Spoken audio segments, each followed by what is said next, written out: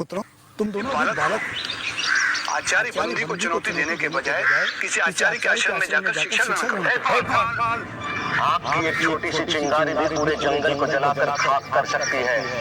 पाल पकने से कोई ज्ञानी नहीं हो जाता, ना ही धनाई और कुलीन होने से कोई बड़ा। ज्ञान की साधना करने वाला ही वृद्ध और महत्व होता है। हम ज्ञान वृद्ध हैं, इसलिए हमें भीतर जाने दो या महाराज जनक और आचार्य बंदी को हमारे आगमन की सूचना दो। द्वारपाल, उन्हें भीतर आने दो। अश्वसेन, उन्हें भीतर आने दो।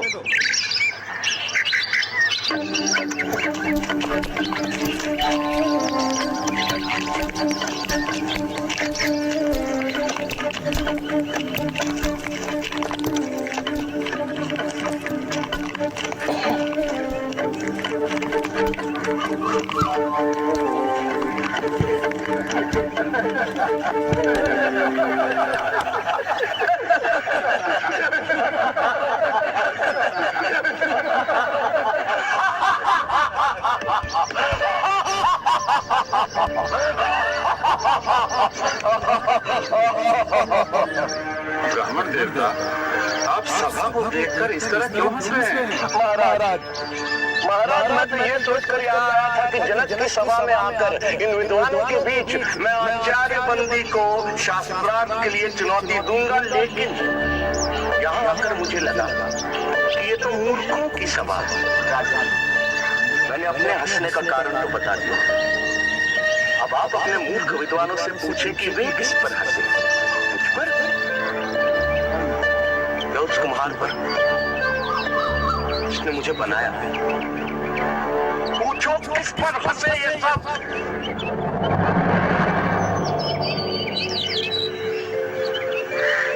ब्राह्मण कुमार, मुझे और मेरे दरबारियों को इस अज्ञान के लिए क्षमा करें, पर मेरा निवेदन है कि अभी आप आचार्य बंदी से शास्त्रार्थ करने के लिए वयस्क नहीं हुए।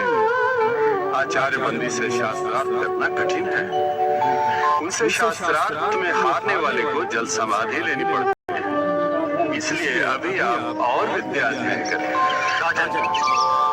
आचार्य बंदी से शास्त्रार्थ के लिए मुझ पर गुरु कृपा ही पर्याप्त है, और जो अमर है उसे मृत्यु का क्या है। किसी महान उद्देश्य के लिए प्राण देना मृत्यु नहीं होती। आप आचार्य बंदी के सामने मुझे प्रस्तुत करें। मैं हूँ आचार्य बंदी। मैं तुमसे शास्त्रार्थ करने के लिए तैयार हूँ, पर क्या तुम्हें मेरी शर्त स्वीकार है? एक ही बात बार बार क्या आप हमें भयभीत करने की नाकाम कोशिश क्यों कर रहे हैं? चाहो तो तुम दोनों एक साथ मेरे साथ शास्त्रार्थ कर सकते हो। मैं एक हूँ और एक ही आपसे शास्त्रार्थ करूंगा।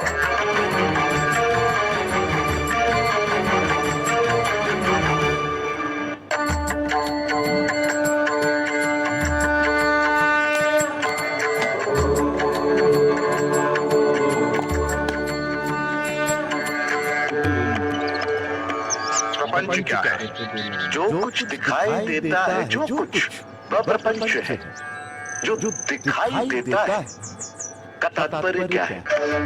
जो दृष्टिगोचर है, मन और इंद्रियों का विषय है, जिसे मैं स्वयं जानता हूँ, वही दृश्य है। जो दृष्टा है उसे कौन जानता है? स्वयं को कौन देखता है? उस स्वयं उस आत्मा को देखने के लिए किसी की सहायता की जरूरत नहीं पड़ती। जैसे सूर्य को प्रकाश के लिए दिए की जरूरत नहीं पड़ती, वह स्वयं प्रकाशमान है। यह संसार कहां से और कैसे आया? यह सृष्टि उससे और सिर्फ उससे आई। वह कौन है? वह ब्रह्म है, वह ईश्वर है, वह ही अपनी माया से इस संसार को रचता है। वह ही रचना का पालक और इस जगत का संहारक है। ब्रह्म इस संसार की रचना, पालन और संहार कैसे करता है? जिस प्रकार मकड़ी अपने जाल की रचना करती है, उसी में विचरण करती है और फिर उसी को निगल जाती है, उसी प्रकार ईश्वर संसार की रचना, पालन और संहार करता है। जीव क्या है? जी आत्मा है। वह निर्विकार स्वयं है, परंतु अविद्या के प्रभाव में आकर वह स्वयं को मन और शरीर समझ बैठता है। इसीलिए वह इस संसार का अनुभव करता है। अविद्या क्या है? अनात्मा को आत्मा समझना, निर्विकार को विकार युक्त समझना और इस संसार को ही सच समझना अविद्या है। तो विद्या क्या है? आत्मा का ज्ञान विद्या है। साव विद्या या विमुक्ति, वह जो हमें सारे दुखों, पीड़ाओं, बंधनों, अज्ञान, प्रतियोगिताओं, भ्रामक कल्पनाओं से मुक्ति दिलाए, वह विद्या है। जो हमें द्वैत के भाव से, हम दो हैं के विचार से, अलगाव के विचार से, तुम और मैं के भेद से मुक्ति दिलाए, वह विद्या है। विद्या दृष्टि देती है, जिससे मनुष्य अपने ब्रह्म रूप को पहचान सके।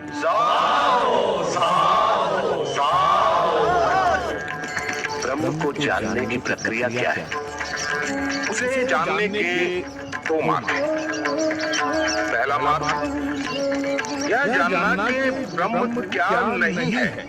जो ब्रह्म नहीं है उसका निषेध करना। सब नाम, रूप, गुण, सदोष और परिवर्तनशील वस्तु का निषेध कर निर्विकार को जानना। दूसरा मार्ग सत्य जैसा है उसे वैसा ही पहचानना। वह अस्तित्व रूप है, उसके बिना संसार का अस्तित्व ही नहीं है। वह ब्रह्म ही था, वह ब्रह्म ही है, इसलिए मैं ब्रह्म हूँ, तुम ब्रह्म हो, हम सब ब्रह्म ही हैं, इसलिए सारा संसार ब्रह्म है। ब्रह्म को कैसे जाना जा सकता है? ब्रह्म को सही सामाजिक व्यवहार, आध्यात्मिक चिंतन, ध्यान पूर्वक सुनने, नित्य अनुभवों पर विचार करने और निष्कर्षों पर मनन करने तथा समाधि में जाकर जाना जा सकता है। ब्रह्मज्ञानी के लक्षण क्या है? यदि कोई दावा करता है कि उसने ब्रह्म को जान लिया है, तो वो ब्रह्म को नहीं जानता। ब्रह्म को जानने के साथ ही ब्रह्म को जानने का अहंकार मिट जाता है। क्या उसे तर्क से जाना जा सकता है? नहीं, परंतु तर्क सहायक हो सकता है। क्या उसे प्रार्थना और भक्ति से जाना जा सकता है? नहीं, किंतु प्रार्थना और भक्ति सहायक हो सकती है। क्या उसे योग व मनन से जाना जा सकता है? नहीं, परंतु योग व मनन सहायक हो सकते हैं। शास्त्रार्थ का अंत होता दिखाई नहीं दे रहा था। दोनों एक दूसरे पर भारी पड़ रहे थे कि अचानक बंदी निरुत्तर हो गए। आचार्य उत्तर दे। आचार्य उत्तर दे। अष्टावक्र की जय। अष्टावक्र की जय।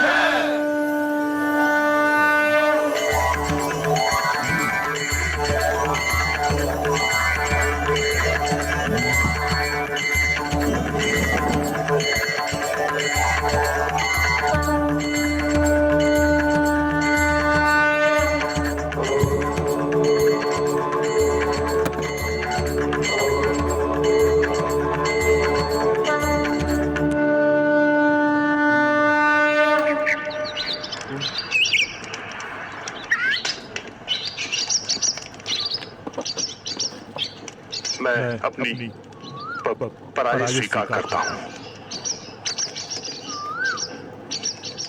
मैं जल समाधि लेने के लिए तैयार हूँ।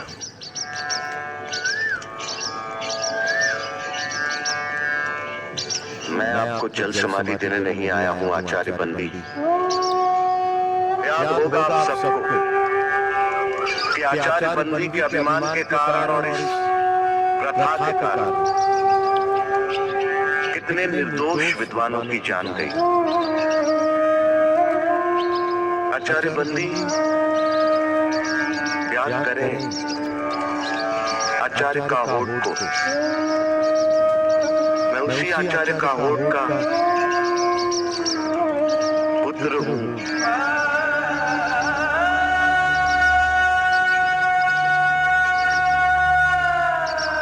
आज मैं विजयी हूं, आप पराजित। मैं चाहूं तो आपको जल समाधि दे सकता हूं, परंतु मैं ऐसा नहीं करूंगा आचार्य बंदी। क्षमा ही मेरा प्रतिशोध है। मैं आपको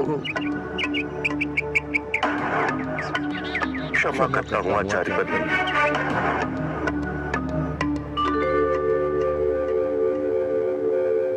प्राण लेने से भी बड़ा दंड तुमने मुझे दिया बालियानी। मुझसे पाप आए मुझसे। पश्चाताप की आग से बड़ी कोई आग नहीं आचार्य बंदी।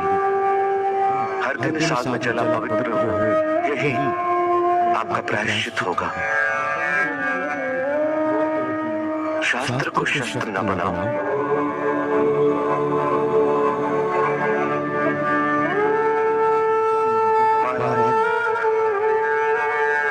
शास्त्र जीवन का विकास करते हैं, शास्त्र जीवन का विनाश। जितना पुराना है हिमालय, जितनी पुरानी है गंगा, उतना ही पुराना है ये सत्य। हिंसा से कभी किसी को नहीं जीता।